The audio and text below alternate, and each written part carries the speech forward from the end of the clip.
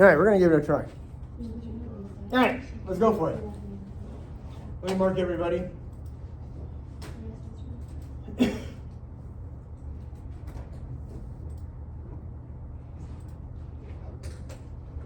Okay.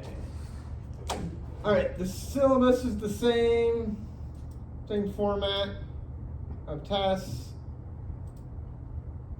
right? Homework, all that's the same. What's different is the material, right? Same book, same everything, office is the same. Oh, I do have my office hours. I'll put them in Canvas because they're on my phone now. Get my phone over there. So I'll put them in Canvas. So the topics we're going to cover, that's where it's interesting. So the beginning of the course, we're going to do gas law, temperature, calorimetry. Anybody take chemistry yet? About to. Okay, this stuff they cover in chemistry, but we're also going to do it in physics. We're going to do it more intense than they do, so you'll be set. It'll be okay. Obviously. Right, obviously. Dang. So that'll be your first test. Second test, we're going to look at electricity and magnetism, circuits, that kind of stuff. So we're looking around chapter 7 or so for our second test. And then we get into electromagnetic waves and optics. That's the end of the semester. And I don't usually get to relativity. We just don't have enough time. So, but you can take the relativity course if you want to learn more. Matthew. All right, so that's the idea. So same format, 3 tests, homework. Homework's due on Sunday. Tests are 4 concepts, 4 calculations. Kind of the same format. All right, questions on that? Yes? Do you have the exam dates? I think so. I think I put it in, but I didn't list them, but I think it's in the homework assignments. If you look at due dates on assignments. So like February 9th, see then that following week would be the exam. So this is due Sunday, the 9th. So that week then would be our first exam, whatever that is in February. Does that kind of make sense? I'll put them in Canvas. Okay. You can kind of get it from the homework. You see there's a, 19th, 2nd, 9th, that's every week, and then there's a break. So it's going to be the week of the 9th. On Monday, the exam? Are you thinking about Monday? Probably Wednesday or Friday. Nobody likes Monday exams. Yeah. So it'd be a Wednesday or Friday. We need office hours the week of before the exam. Yeah, I got my office hours figured out, so I'll put them in Canvas. We can't have weekend with no Dr. Browning. And then right, yeah. So no Monday exam. Hopefully tutoring will get started a bit faster this semester. We should have 2 tutors. I'm hoping Josh and Jill. So going. Okay, so that's all the same. Any questions on that? Second one or third one? If you just go through, you can see. But I'll put them in Canvas later. If you go to modules, it doesn't have a date. Now you have to look at the assignment. Just look for breaks in there. Or course syllabus. Oh, for breaks. Look for breaks in here, yeah. One of those is spring break though. Yeah, and there's a spring break. Yeah, I'll put it up there. Oh, for thank you. you. Okay, so let's get started on the fun stuff. What do you say? 3 exams. 3 exams, just like last time. Same setup as last time. Actually, this class is a little nicer in a certain regard because physics 1 kept going and building, you know what I mean? We kept using the same stuff. This is 3 separate topics. So we're going to do thermodynamics. That's going to use physics 1 stuff, but then it's done. And then we're going to do electricity and magnetism. That's going to use physics 1 stuff, but then it's pretty much done. And the same thing with optics. So they all use physics 1 material, but they don't build on each other like we had in physics 1. So that's kind of a nice little break. So if you're really bad at a particular area, you don't have to worry. Okay. So we want to talk about temperature, heat, that kind of stuff. So let's see what you know. Right, Christmas break, maybe you forgot everything. Yes. What is temperature? Scalar. Okay, it's a scalar, nice. More information about temperature. How agitated the molecules is? Okay, the random kinetic energy of the molecules. That's the definition you're going to hear in chemistry. It's okay. It's a good definition, but it's not 100% accurate. They're going to lie to you in chemistry. I won't lie to you. Okay, but temperature. What are the units for temperature? Degree what? Kelvin. There's degree. Well, actually, Kelvin's weird. It doesn't have a degree. It's just Kelvin. But yeah, degree Fahrenheit, degree Celsius, and then Kelvin's not a degree. I think because Kelvin has this weird thing. Let's look at it. So, anybody know the freezing point on these different scales? No, 32. Okay, so Fahrenheit, Celsius, Kelvin. Let's move this down a bit. So 32 degrees Fahrenheit. What about Celsius? 0. 0. It's 215 point. I thought it was 217. 73. No, 273. 273, yeah. Point 0.15. 1.15. I knew there was a 1 and a 5. Yeah, I know there's a 1 and a 3 and a 5. Don't even know what I'm pretty sure it's 271. Okay, and notice that you don't put degrees. Okay, what about boiling?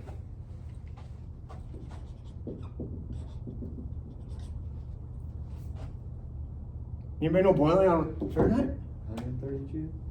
No, 132. Like, it gets 132 outside in the hot, we'd be dead. Closer to, you guys don't cook enough. We cook plenty. 212. There's I don't no measure. degrees. I don't measure the boiling water. There's no degrees on our stove. What is it on Celsius? 100. 100. Okay, Calvin. 1,257. Nope. 373.15. All right, what do you know about Celsius and Kelvin? They're related. They're like directly related. Yeah, they have the same spacing between degrees. So that's what they did. They just use the same spacing. All right, absolute zero. What is that thing? What's absolute zero? Because that's an important number. So in Kelvin is 0.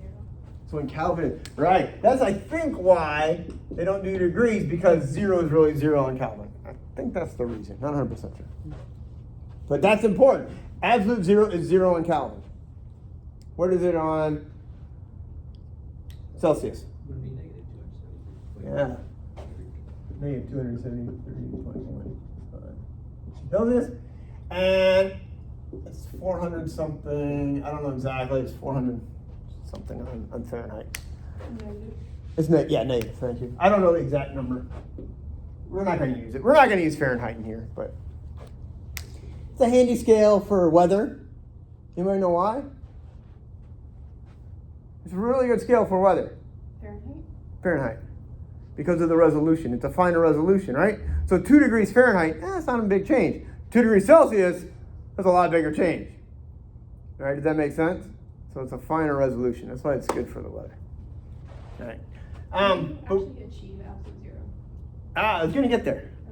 So hold on. So we're going to use Celsius and Kelvin.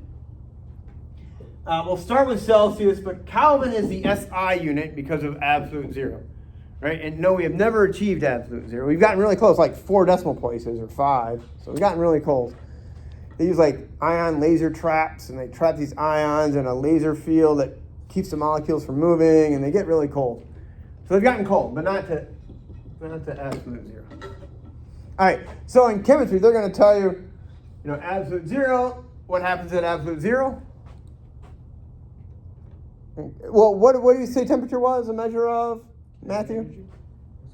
Yeah, the temperature measures the average random, I can't spell, kinetic energy of the molecules, right? How much they're vibrating and shaking. Does that make sense? And according to this, then absolute 0, what would happen to the molecules vibrating and shaking? They wouldn't, right? Now this is a model. This is not the true definition of temperature. Okay? It breaks down. One example of it breaking down is liquid helium. Anybody heard of liquid helium? No? Liquid nitrogen? Yeah. Like you stick stuff in it and you break it, right? It's really cold. Liquid helium's super cold, right? It turns into liquid at like 4 degrees Kelvin or something. It's super cold. And it actually doesn't freeze. As we get closer and closer, it doesn't freeze into a solid. It stays a liquid. So it's a weird substance. It's got liquid properties at 0 Kelvin. And that's because it's some weird quantum stuff going on called the Bose-Einstein condensate. So molecular motion doesn't stop for all substances at 0. Okay. Also, think about the temperature scale. Let's talk about the Kelvin temperature scale. We start at absolute 0, right? This is in Kelvin. And it goes to 273. I'll drop the decimal. And then 373. And then we go up here and we get really hot, like maybe the sun temperature. That's really hot, right? That's like thousands of Kelvin. All right, how far does this go? There's an absolute 0. Here's our hottest temperature. Well, according to our idea of random motion, right, we could just get the molecules moving more. We could have more and more kinetic energy. We could go up to infinity. But here's where the idea of average random kinetic energy breaks down, because this is not the end of the Kelvin scale. This is only half. The Kelvin goes from 0 to infinity, but after infinity becomes a new temperature, negative infinity. And you keep going, and the hottest temperature possible is negative 0. Now, what does that do to our definition of random average kinetic energy? It breaks it down. Right, it doesn't work. The real definition of temperature, huh? What does it mean? What does it mean? I'm going to show you. The real definition of temperature. 1 over temperature is equal to the derivative of the entropy with respect to the energy. Anybody heard of entropy before? Yes. What is entropy? S is the symbol for entropy. What did you learn entropy was? They probably lied to you. How disordered the system? Okay, how disorder, chaos. Anybody heard this thing? Again, it's approximation. It's a lie. It's not true. There's a better definition. We'll get to it. And then you'll see how this all works out. But this is the true definition of temperature. Okay. Actually, who's had Calc 3? Most of you have had Calc 3 now. So I can fix this. Just a partial S with respect to E. Get a little more exact definition there. Partial derivatives. Remember those, Matthew? Okay. Is it? Energy, yeah. Partial of entropy with respect to energy. That defines the temperature. Yeah, shoot. So, remember how last year we related temperature and maybe it was temperature, I could be wrong. No, it was period. T was period. T is period. Okay, never mind. Yeah, no T is I don't temperature. know. Yeah. Okay, it's going to be fun. Fun time. So we'll learn all this stuff later. How is this possible? What is this going on here? We'll get to that later. I just wanted to stretch your minds a little this morning. Okay. And when you get to chemistry, you can see that they're just telling you approximations. What? I love chemistry. Okay.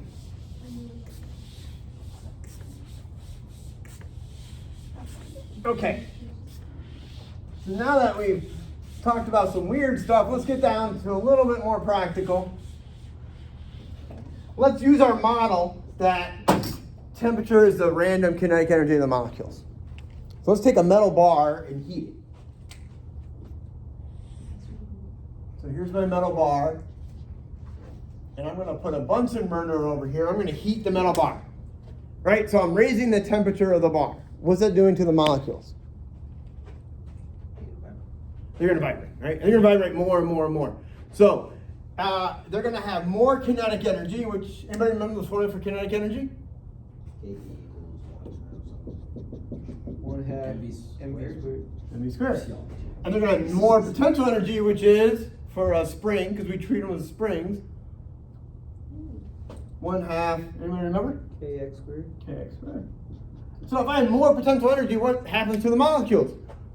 They move further. Yes. Why do you think of it as a spring? The molecular bonds, if you look at the potential energy function, U is a function of X, the molecular distance between the bonds, it's a lot of times something like this. So in this region here, it looks like a spring. Oh yeah. Okay, I remember. I think we talked about that. Yeah, I remember. So they vibrate more and more. If you vibrate too much, they'll break apart and you'll break the bonds. But in that region there, it looks like looks like a spring in terms of the potential energy. So it's 1/2 kx squared. So they move further apart. So this object, these molecules are moving, this object is going to get longer. So this is the original length, L naught, original temperature, T naught. I put heat into the object. We use the symbol Q for heat. Now what is heat? It's the amount of energy transferred. Heat's not how hot an object is, right? That's temperature. How much energy inside an object, we call that internal energy. And the transfer of energy, we're calling heat. Does that make sense, everybody? And we use the symbol Q instead of H. I think they use H in chemistry. But we're going to use Q. What's Q again? The heat. Okay, so heat's going into the object, making it longer. So I have a new length, L final, and a new temperature, T final. And these are related. We can write delta L equals L naught alpha delta T. Delta L is, of course, a change in L. Alpha is called the coefficient of linear expansion. Okay? And it describes how the object expands as I heat it, as I raise its temperature. Right? Make sense, everybody? But what is the LF and the TF, or the final? That's L final. So this is L final minus L naught. L is in length. Yeah.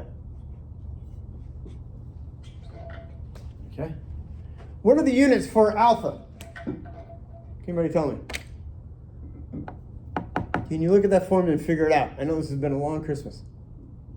But the units have to work, right? I have to have the same units on both sides. Anybody remember this?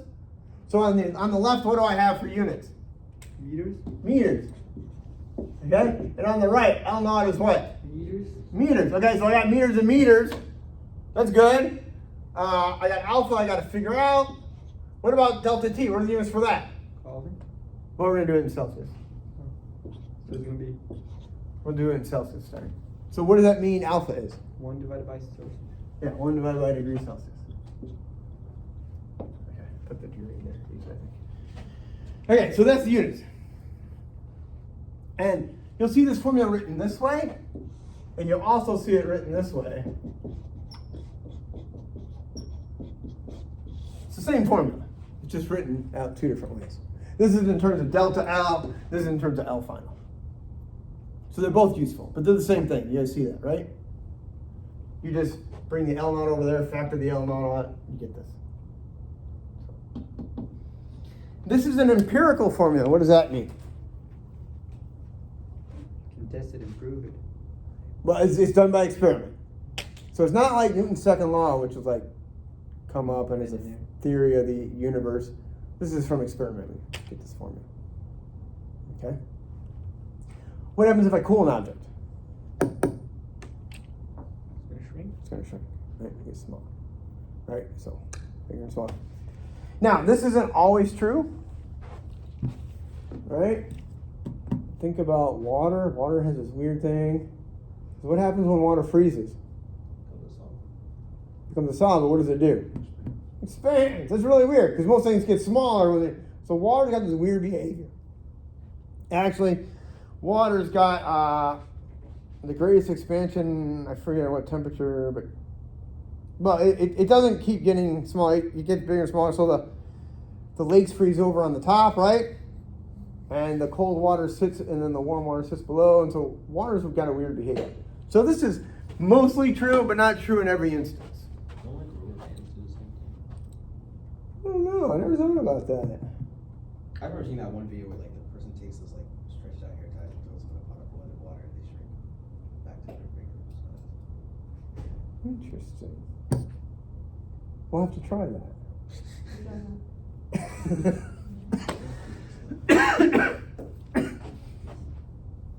Interesting. That's something to try. All right. Let's look at some alphas. So I'll pull up a table of alphas so we can kind of get a feel for what we're dealing with here. That's crazy. Oh, you've probably seen the effect of linear expansion. Like when you go down the sidewalk, right? What do you see down the sidewalk as you're traveling along? No, on the sidewalk, not the road. You look down. Correct. Yeah, they put spacers. Anybody ever noticed that before? That's expansion spacers. So it's the cement, the concrete will expand, and you gotta leave room because it's expanding and it'll break if you don't, right? So you see the expansion. If you go across the bridge to the island, and you get right in the middle, anybody ever go there? Like walk across the bridge, and you get right in the middle, and you see the iron thing like this, right? And it's got gaps, linear expansion. Right? You can't line it up perfect because it'll expand. So you see places of linear expansion, particularly when you have long distances. That's where it shows up. Okay, let's look at some numbers of linear expansion. You get a feel for it.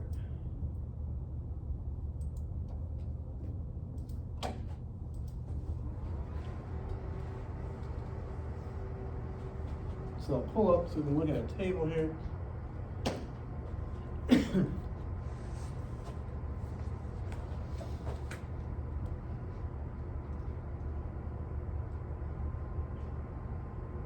Okay, so we have this table of materials, right? And this is the coefficient. This is alpha over here. You can see aluminum, brass, right? Ice, quartz, silver, different things. And then you can see over here the value. What do you notice about all these values? Very small. 10 to the minus 6. You're talking about a small number, right? So you're probably not going to see the tabletop expand, right? As I heat it, the table's going to get longer, but it's not going to. You need something long, you know, to really see the effect, right? Does that make sense, everybody? But we're going to do a lab and measure this on like metal rods. So we've got a special device that helps us measure the expansion. So that'll be our first lab we're going to do. Does the mass affect like the expansion? No, not the mass. Not the mass at all. It's the properties of the material, but not the mass, yeah. So it depends on the material. So you can see each material has its own number. Right, and you can see the range. And you know, yeah, aluminum's 25, ice is 51. You know, ice expands a lot.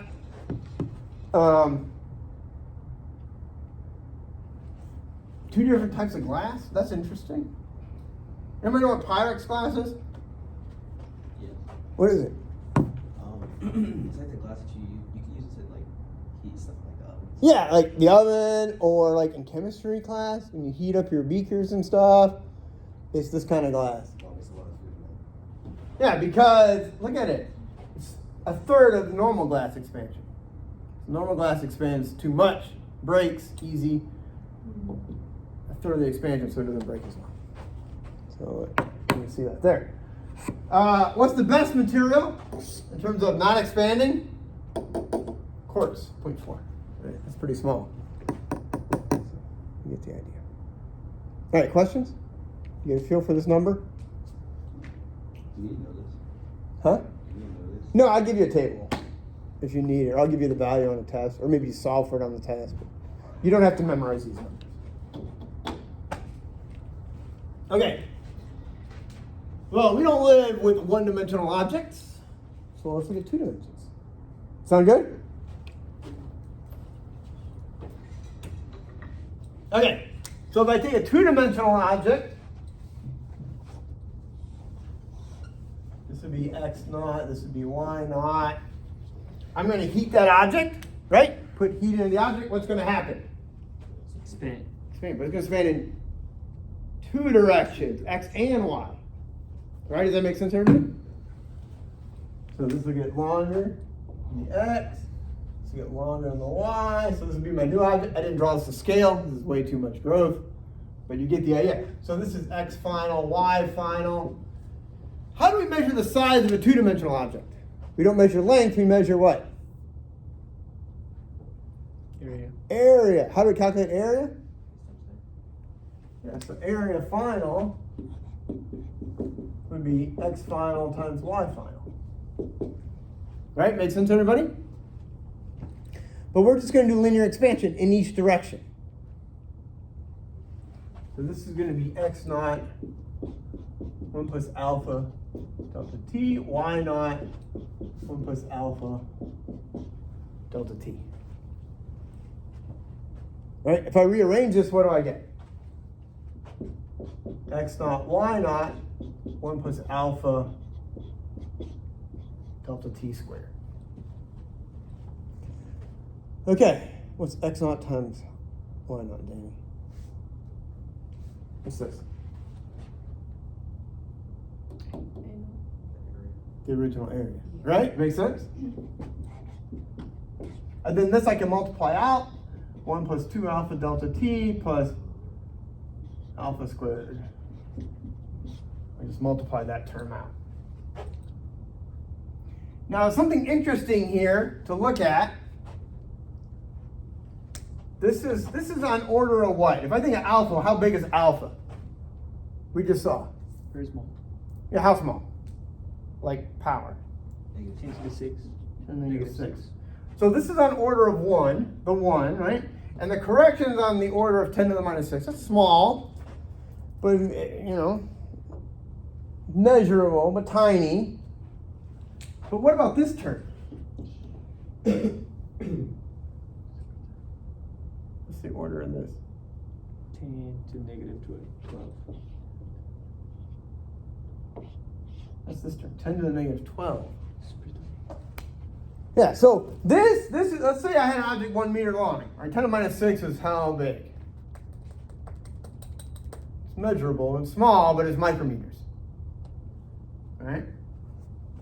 10 to the minus 12. Okay, what's after micrometers? Nanometers, which is 10 to the minus 9. How big is the atoms? 10 to the minus 10, roughly, I think. And we're talking about atomic size down here, 10 to the minus 12. So guess what we do? We ignore it. Yep. You're not going to measure the growth of, you know, one atom, right? Length increase. So we ignore that. So really, our formula for area expansion, A final is A naught 1 plus 2 alpha delta t, because we're going to ignore, that's small, right? Think about if you thought about dollars, right? $1 going the other way big, this would be like 10 to the 6, which is $1 million. And then a million, which is what? Trillion? Isn't it? $1 million? I think so. Oh, a million. $1 million is a trillion, I think. Because after... Yeah, a million, 1,000, it's a billion. And Yeah. then 1,000 again, a trillion. Yeah. So 2,000, 2 more thousand. So we're done. Right? So $1 and a trillion, you ignore the $1. Right? You see what I'm saying? You just ignore this stuff. So is it just for quantum physics? Yeah, but we don't, but again, you can't, it's because it's empirical and we're measuring a large scale, you don't even, you don't even measure it. Because you have to deal with such a big object to get this size. So, and again, it's an empirical formula. So, okay, that's 2 dimensions. Well, guess what? Say it out loud.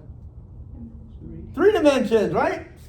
A 3-dimensional object, because most objects are 3 dimensions. So what happens in 3?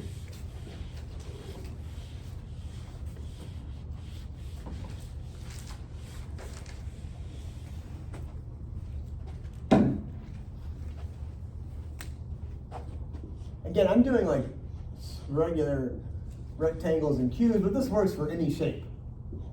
Just making it easy doing straight lines. So this would be X. This would be Y, this would be Z. I heat it, what happens? It gets bigger in X and Y and Z.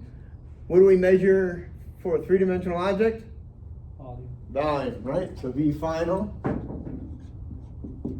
would be X final, Y final, Z final. X naught, 1 plus alpha delta T. Y naught, 1 plus alpha delta T.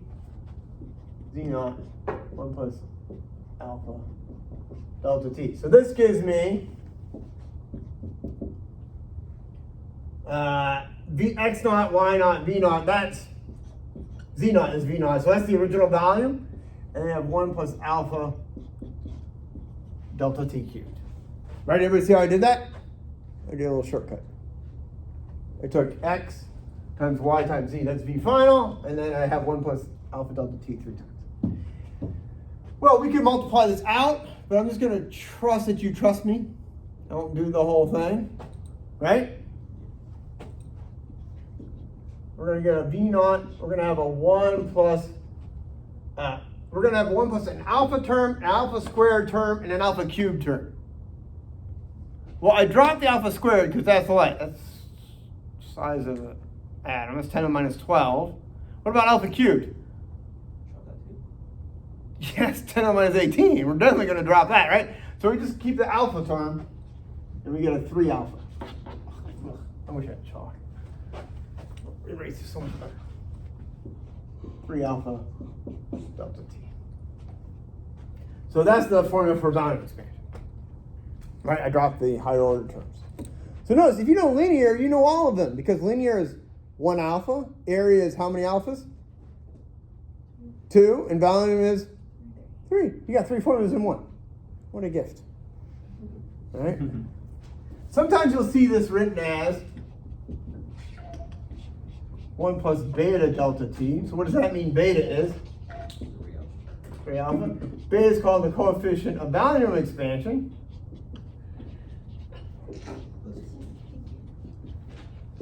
Right, and you'll find that given if you look up table for liquids and gases. You'll find a volume expansion because a liquid and gas is usually contained in a container, right? And as you heat it, it's going to go in those 3 dimensions. So you look that up on the table, you'll see beta here. It's still units of 1 over Celsius, but it's the volume. If you have a solid, you would take 3 times the linear, but for liquids and gases, they give you beta. If you look up beta, you'll see betas are much bigger for liquid and gases than solids. And so anybody ever have to go to the gas station to get gas for the mower? Yes. Yeah, so you go and you take the little special canister and you put it in. But what do you know about that canister? Even though you close the lid, they're not airtight. You might know why? Because you got gas in there. And as the temperature rises, the gas expands faster than container, it would explode. So that's why they make them vent, right? So the gas can get out. So you have that. Huh?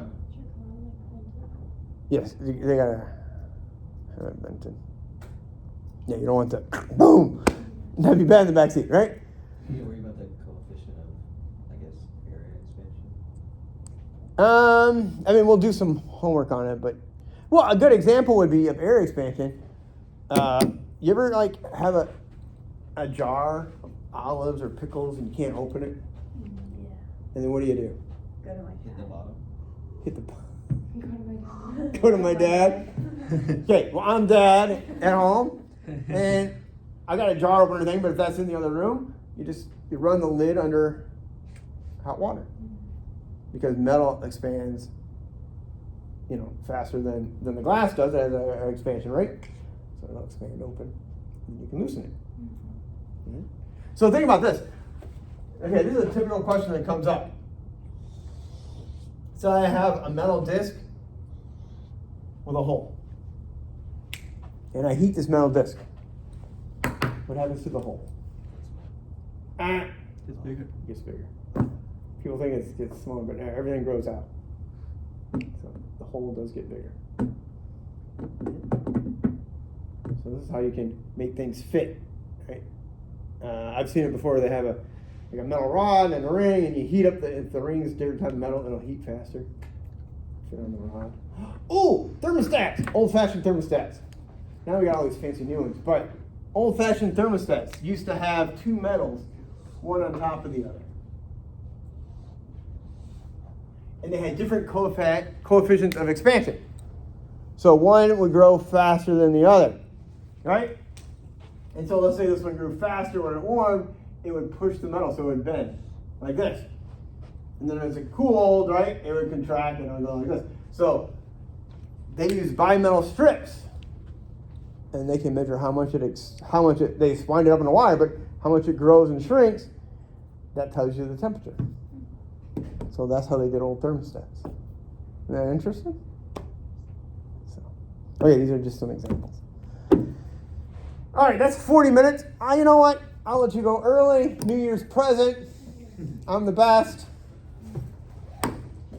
We're going to have a lot of fun this semester. Going to blow your minds. When you get your office hours posted, I'll email you about like a time to come. Okay. Dr. Browning, do we have a lab? No, right? This week. We're going to meet, I think we're going to do the first lab because it's Friday. Yeah. So we're going to have enough, we're doing linear expansion. So we've got the material. So we're gonna have a lab this week, Yeah. right? So you want to come to lab, ready to work.